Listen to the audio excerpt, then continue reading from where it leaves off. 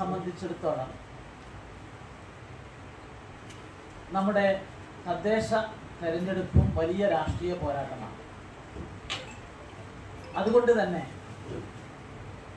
December 9-നും 11-നും polling ബൂത്തിലേക്ക് March ചെയ്യുന്ന ജനങ്ങൾക്ക് മുമ്പിൽ വളരെ ഗൗരവതരമായ ദേശീയ, സംസ്ഥാന, പ്രാദേശിക രാഷ്ട്രീയവുമെല്ലാം ഇവിടെ കേരളത്തിൽ സജീവമായി ചർച്ചയാകും. ഇന്ന് നമ്മുടെ രാജ്യം ഒരു പുതിയ വെല്ലുവിളിയെ നേരിടുകയാണ്. അർബൻ ടെററിസ്റ്റുകൾ അവരുടെ ഗൂഢാലോചനയിൽ നമ്മുടെ ദില്ലി നഗരത്തിൽ വലിയ സ്ഫോടനം ഉണ്ടായിരിക്കുകയാണ്. ഡോക്ടർമാരും എഞ്ചിനീയർമാരായിട്ടുള്ള വളരെ അഭ്യസ്തവിദ്യരായിട്ടുള്ള ആളുകളാണ് ഇതിന്റെ പിന്നിലെന്ന് അറിയുമ്പോൾ നമ്മുടെ രാജ്യത്തെ ജനങ്ങൾ വളരെ വളരെ ഉത്കണ്ഠയിലാണ്, വളരെ ഭയപ്പാടിലാണ്. ഇതിനെതിരെ അതിശക്തമായ വികാരം രാജ്യത്തെമ്പാടുമുണ്ട്. അത് ഈ തെരഞ്ഞെടുപ്പിൽ പ്രതിഫലിക്കും. അർബൻ ടെററിസ്റ്റുകളെ സൃഷ്ടിക്കുന്നത് ആരാണെന്ന് ചോദിച്ചാൽ അത് ജമാഅത്ത് ഇസ്ലാമിയാണ്. അത് സലഫി എന്ന് പറയുന്ന ഇസ്ലാമിക ഗ്രൂപ്പാണ്. നമ്മുടെ നാട്ടിലെ സാധാരണ സുന്നി വിഭാഗത്തിൽപ്പെട്ട മുസ്ലിം സംഘടനകൾ എത്രയോ കാലമായി ഇവിടെ പ്രവർത്തിക്കുന്നു. അവര് ഈ രാജ്യത്ത് പ്രവർത്തിക്കുന്നത് നമ്മുടെ വിശ്വാസത്തിന്റെ ഭാഗമാണ്, നമ്മുടെ ഈമാന്റെ ഭാഗമാണ്. രാജ്യസ്നേഹം എന്നായിരുന്നു മദ്രസകളിൽ പഠിപ്പിച്ചത്. പക്ഷേ ജമാഅത്ത് ഇസ്ലാമി, സലഫികളും ഈ തീവ്ര ഗ്രൂപ്പുകൾ ഇസ്ലാം ഒഴിച്ച് ബാക്കിയെല്ലാം തെറ്റാണെന്നും കാഫിറുകളെ കൊന്ന് ഷഹീദായാൽ സ്വർഗം കിട്ടുമെന്നുള്ള പ്രചണ്ഡമായ പ്രചരണത്തിന്റെ ഫലമാണ് ഈ അർബൻ, ഈ വൈറ്റ് കോളർ ടെററിസ്റ്റുകളെ സൃഷ്ടിച്ചത് എന്നാണ് ഞങ്ങൾക്ക് പറയാനുള്ളത്. അതുകൊണ്ട് NDAയുടെ മുന്നിൽ ഭാരതീയ ജനതാ പാർട്ടിയുടെ പേരിൽ ഞങ്ങൾക്ക് പറയാനുള്ളത് ജമാഅത്ത് ഇസ്ലാമിയെയും സലഫിയെയും ഈ രാജ്യത്ത് നിരോധിച്ചാൽ മാത്രമേ ഈ വൈറ്റ് കോളർ ടെററിസം അവസാനിപ്പിക്കാൻ സാധിക്കുകയുള്ളൂ എന്നാണ് ഞങ്ങൾക്ക് പറയാനുള്ളത്. മറ്റൊന്ന്, ഈ തെരഞ്ഞെടുപ്പിൽ ചർച്ച ചെയ്യപ്പെടാൻ പോകുന്നത് കേന്ദ്ര സംസ്ഥാന ഗവൺമെന്റിന്റെ വികസന ക്ഷേമ പദ്ധതികളായിരിക്കും. നരേന്ദ്രമോദിയുടെ നേതൃത്വത്തിലുള്ള ഗവൺമെന്റിന്റെ ക്ഷേമ പദ്ധതികൾ കേരളത്തിലെ എല്ലാ വീടുകളിലും എത്തിച്ചേർന്നിട്ടുണ്ട്. അതെത്താത്ത ഒരു വീടുമില്ല. വികസനത്തിന്റെ ഫലം അനുഭവിക്കാത്ത ഒരു പൗരനും ഈ കേരളത്തിലില്ല. 39 ലക്ഷം കുടുംബങ്ങൾക്കാണ് കേരളത്തിൽ കൃഷി സമ്മാൻ നിധി കിട്ടുന്നത്. 6000 രൂപ വെച്ച്. ഒരുപക്ഷെ മണ്ണിൽ കനകം വിളയിക്കുന്ന കർഷകന് ഇതുപോലെ മനോഹരമായിട്ടുള്ള ഒരു ക്ഷേമ പദ്ധതി ഇതിനു മുമ്പ് ഉണ്ടായിട്ടില്ല.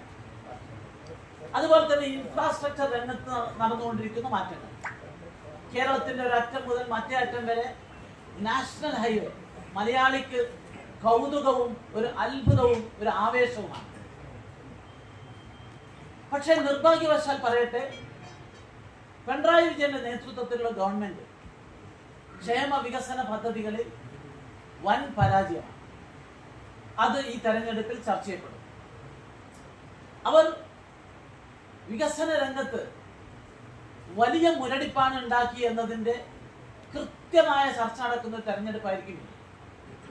നമ്മുടെ ഗ്രാമങ്ങളിൽ, നമ്മുടെ നഗരങ്ങളിൽ കുണ്ടും കുഴിയായിട്ടുള്ള റോഡുകൾ, നല്ല ഫുട്പാത്ത് പോലുമില്ല. അതിനെ നടന്നാൽ പലരും പൊട്ടിയ സ്ലാബിനടിയിൽ കാലുകുടുങ്ങി അപകടത്തിലാകുന്ന അവസ്ഥയാണ് കേരളത്തിലെമ്പാടുമുള്ളത്.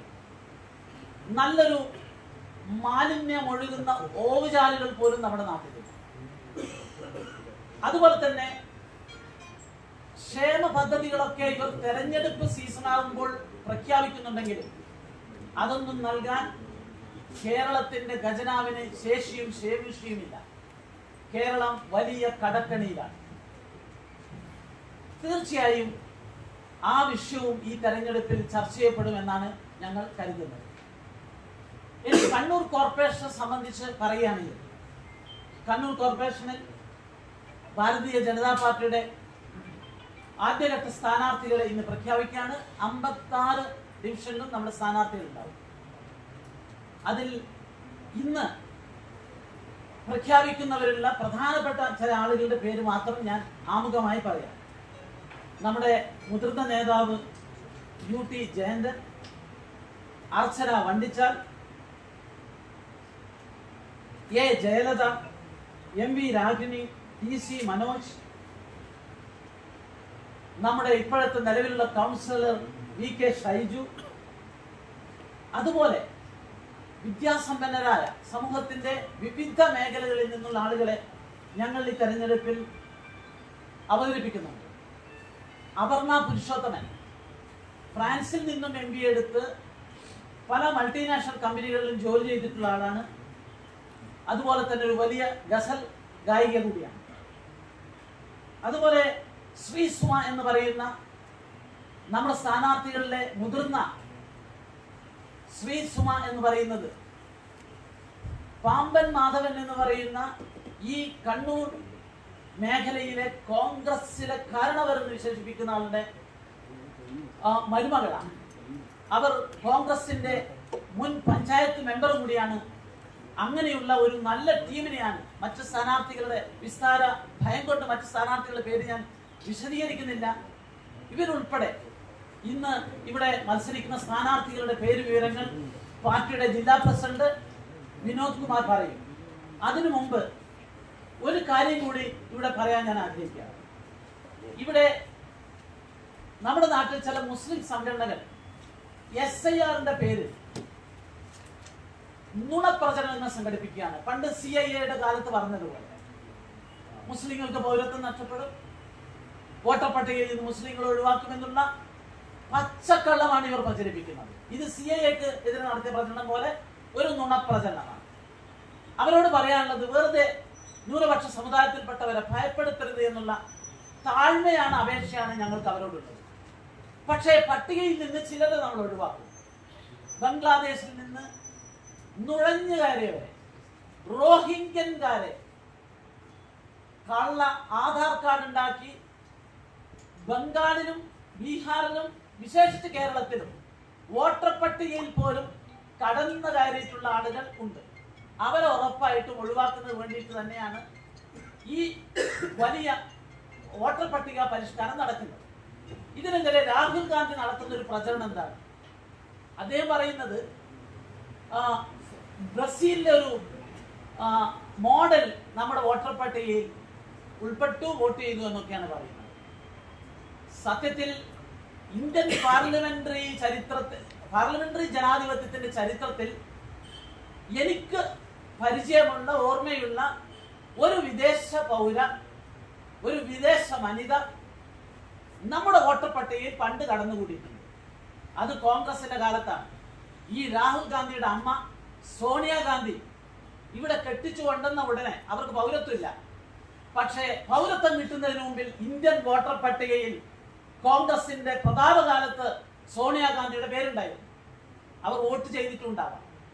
അതുപോലുള്ള കോൺഗ്രസിന്റെ കാലത്തുണ്ടാക്കിയിട്ടുള്ള വോട്ടർ പട്ടികയിലെ അബദ്ധങ്ങൾ ഒഴിവാക്കാൻ വേണ്ടിയിട്ടാണ് ഈ തീവ്ര പരിഷ്കരണം ഇലക്ഷൻ കമ്മീഷൻ നടത്തുന്നത്. രാഹുൽ ഗാന്ധി ചെയ്യുന്നത് നമ്മുടെ കേരളത്തിലെ, നമ്മുടെ ഇന്ത്യയിലെ, ലോകത്തിലെ ഏറ്റവും പ്രധാനപ്പെട്ട ജനാധിപത്യത്തെ തന്നെ അപമാനിക്കുന്ന സമീപനമാണ് സ്വീകരിക്കുന്നത്. ഒരു കാര്യം കൂടി പറഞ്ഞാണ്ട് അവസാനിപ്പിക്കാം. ഈ കോർപ്പറേഷനിലെ വികസനവുമായി ബന്ധപ്പെട്ട വിഷയമാണ്. കോർപ്പറേഷനിലെ വികസനവുമായി ബന്ധപ്പെട്ട് ഏറ്റവും അവസാനം പുറത്തു വരുന്ന വിഷയം എന്താണെന്നറിയോ? 140 കോടി രൂപക്ക് നമ്മുടെ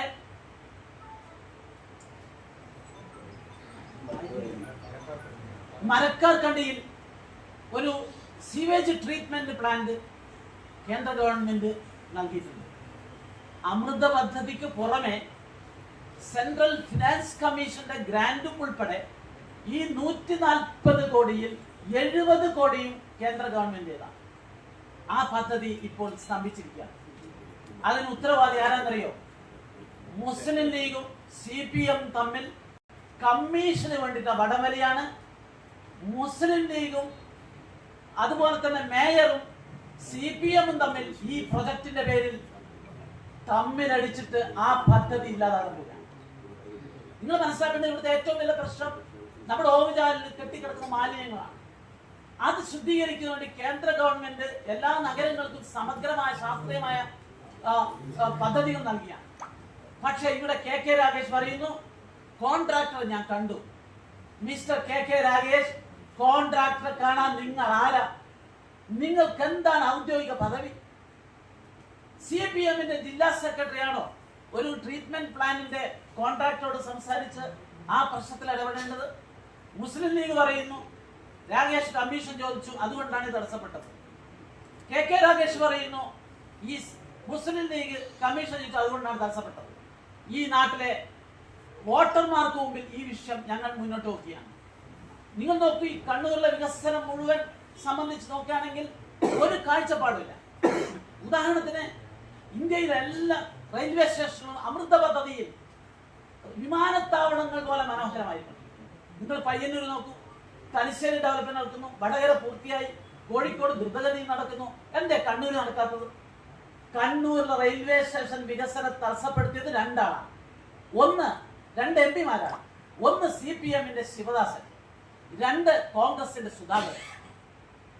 ഇവിടുത്തെ IOC-യുടെ ആ ഓയിൽ പ്ലാന്റ് അവിടുന്ന് മാറ്റണം, എങ്കിൽ മാത്രമേ ഈ നഗരത്തിലെ ജനങ്ങളുടെ ജീവന സുരക്ഷിതത്തുള്ളൂ, റെയിൽവേ സ്റ്റേഷന്റെ വികസനം യാഥാർത്ഥ്യമാകൂ എന്ന് പറഞ്ഞ് ഞാൻ പാർലമെന്റ് മെമ്പറായപ്പോൾ കത്ത് കൊടുത്തതിന്റെ അടിസ്ഥാനത്തിൽ ഘട്ടം ഘട്ടമായി മാറ്റുമായിരുന്നു.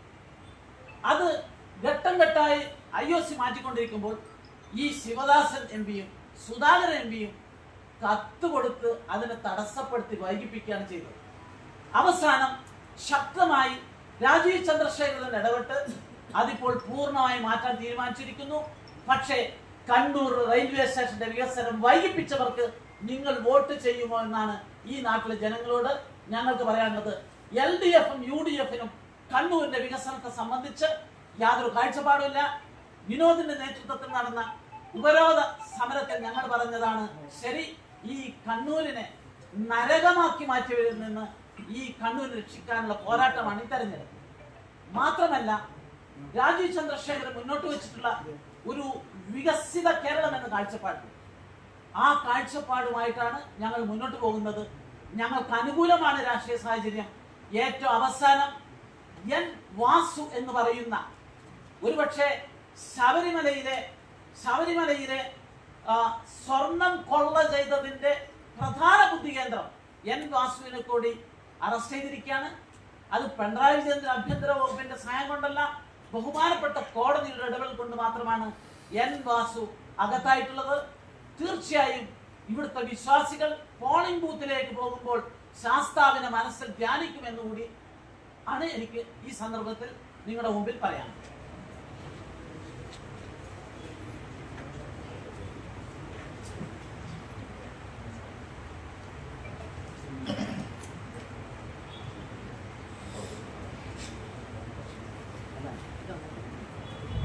നീക്കിവിടെ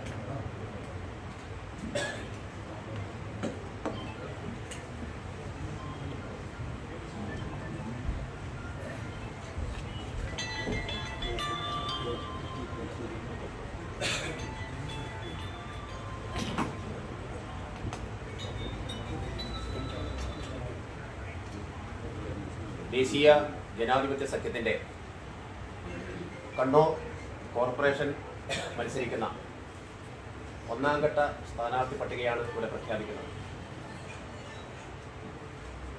ഇന്ത്യയുടെ പ്രധാനമന്ത്രി നമ്മോട് വിഭാവനം ചെയ്തത് വികസിത ഭാരതം എന്നതാണ്. BJP-യുടെ സംസ്ഥാന അധ്യക്ഷൻ നമ്മോട് ആഹ്വാനം ചെയ്തത് വികസിത കേരളം എന്നതാണ്. ഞങ്ങൾക്ക് എല്ലാവർക്കും ഇവിടെ ആഹ്വാനം ചെയ്യാനുള്ളത് വികസിത കണ്ണൂർ എന്നുള്ളതാണ്. വികസിത കണ്ണൂർ എന്ന യാഥാർത്ഥ്യം എന്ന നമ്മുടെ ആഗ്രഹം യാഥാർത്ഥ്യമാക്കാനുള്ള പോരാട്ടത്തിന്റെ ഭാഗമായിട്ടുള്ള ഒന്നാം ഘട്ട സ്ഥാനാർത്ഥി പട്ടിക. Division 1 Palliyamoola IT Vijisha, 2 Kunnavu K Mohanan, 3 Kokkembara P Mahesh. 4 Pallikunnam Deepthi Vinod. 5 Thalap Surjith Ram. 6 Udayamkunnu V K Shaiju. 7 Kodikkundu K Shaiju. 8 Kottali K V രേണുകട്ടീച്ച. 9 Athazhakunnu P Vidya. 10 Kakkad Hema Venugopal. 11 Thulicheri A K Majesh. 12 Kakkad north K Sajosh. 13 Shathiripalli V Shameen. 14 Pallipram Azad Sasheendran. 15 Varam C K പ്രഷീൽ. 16 Valiyannur P Sharika. 19 Pallipoyi U T Jayanthan. 20 Kappad Shameer Babu. 21 Elayavoor north Priya Nambya. 22 Elayavoor south P M Jayanthi. 23 Mundayad M P Ragini. 24 Edachowa N C പ്രിയ.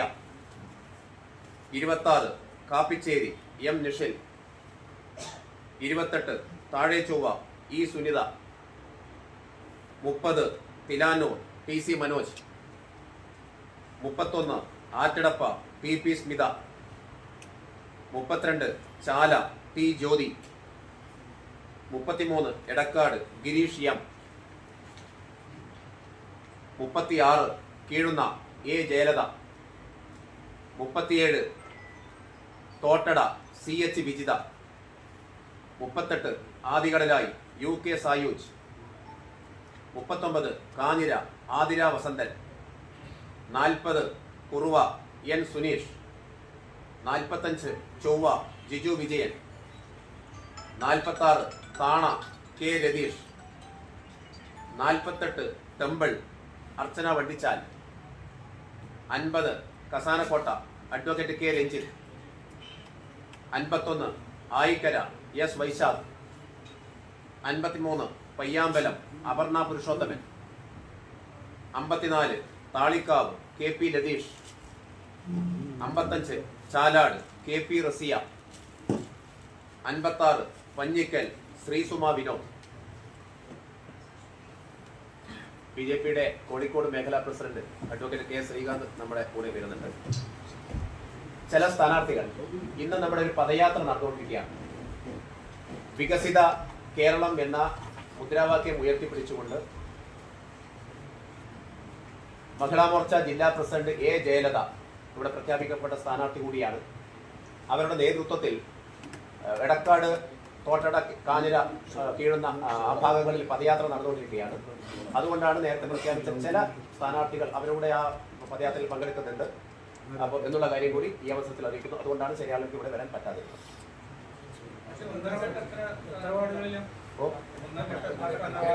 ഒന്നാം ഘട്ട സ്ഥാനാർത്ഥി പട്ടികയാണ്. 42 പേരെയാണ് ഇപ്പൊ പ്രഖ്യാപിച്ചിട്ടുള്ളത്. 56 സീറ്റിലേക്കും ബി ജെ പി മത്സരിക്കും, N D A മത്സരിക്കും. B D J S നമ്മൾ പിന്നെ അടുത്ത ഘട്ടത്തിൽ നമ്മൾ എന്തായാലും പരിഗണിക്കും. അല്ല, ഒന്നിന് ആണ് ഇപ്പം ബി ഡി ജെ എസിന് കൊടുത്തിട്ടുള്ളത്. ചർച്ച നടന്നുകൊണ്ടിരിക്കും. അവർക്ക് സ്ഥാനാർത്ഥി ഉണ്ടെങ്കിൽ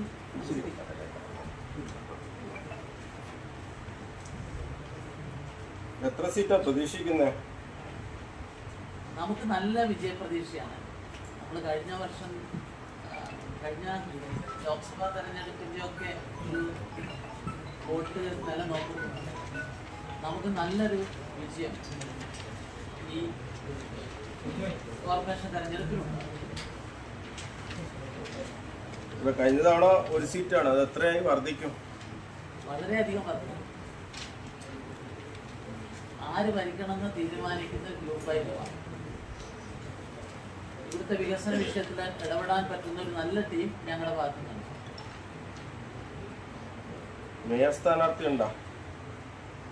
അത് ഞാൻ ആദ്യം പറഞ്ഞല്ലോ, അർച്ചന വണ്ടിച്ചാണ്. വണ്ടിച്ചാൽ ഉൾപ്പെടെയുള്ള നിരവധി മുതിർന്ന ആളുകളെ നമ്മൾ കളിച്ചു. ഇല്ല, അത് തെരഞ്ഞെടുപ്പിന് ശേഷം.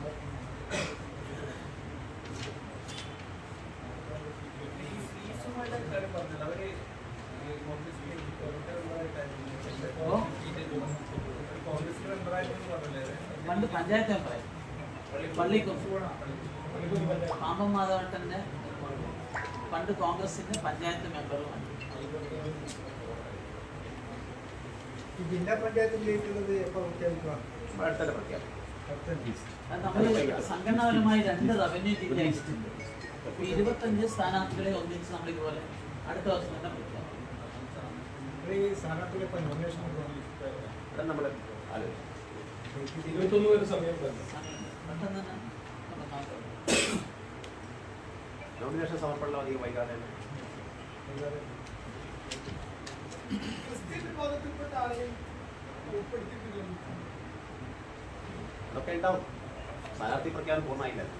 കഴിഞ്ഞ ദിവസം ഒരു കത്ത് മുസ്ലിം ന്യൂനപക്ഷത്തിൽ നിന്ന് റസിയുണ്ട്, ക്രൈസ്തവ ന്യൂനപക്ഷത്തിൽ നിന്നും നമ്മളിപ്പോൾ മറ്റ് സ്ഥലങ്ങളിലൊക്കെ പ്രഖ്യാപിച്ചതിൽ ന്യൂനപക്ഷ സമുദായത്തിനൊക്കെ നിരവധി ആളുകൾ സ്ഥാനാർത്ഥിയായി വന്നു. കേരളത്തിൽ പ്രഖ്യാപിച്ച് കഴിഞ്ഞതാണ്. ഇവിടെയുണ്ട് നമ്മൾ ശ്രമിക്കുന്നത്. അല്ല, അവർക്ക് സീറ്റ് കൊടുക്കണം എന്നുള്ളത് സംസ്ഥാന തലത്തിന്റെ തീരുമാനത്തിന്റെ ഭാഗം തന്നെയാണല്ലോ. അല്ല, അതിന്റെ ലിസ്റ്റ് തെരഞ്ഞെടുപ്പാകുമ്പോൾ നമ്മുടെ സ്ഥാനാർത്ഥികളിൽ സമൂഹത്തിന്റെ എല്ലാ വിഭാഗത്തിൽപ്പെട്ട ആളുകളുടെ പ്രാതിനിധ്യം വേണം. അത് പൊതുവെ ഏത് തെരഞ്ഞെടുപ്പിലും സാധാരണ നൽകുന്ന ഒരു നിർദ്ദേശം മാത്രമാണ്.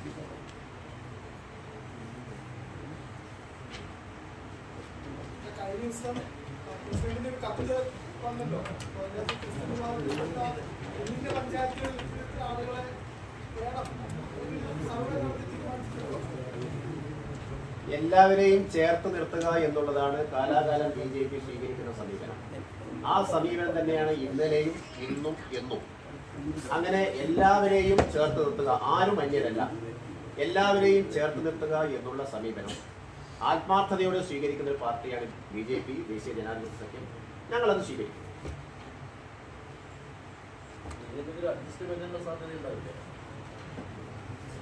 സ്വീകാര്യമായ സ്വതന്ത്ര സ്ഥാനാർത്ഥികൾ ആരെങ്കിലും രംഗത്ത് വന്നാൽ ഈ പട്ടികയിൽ ആരെങ്കിലും പിന്തുണച്ച് മുന്നോട്ട് സാധ്യത അധികാരികളുണ്ടോ? അങ്ങനെ ഒരു കാര്യം പ്രതീക്ഷിക്കാം.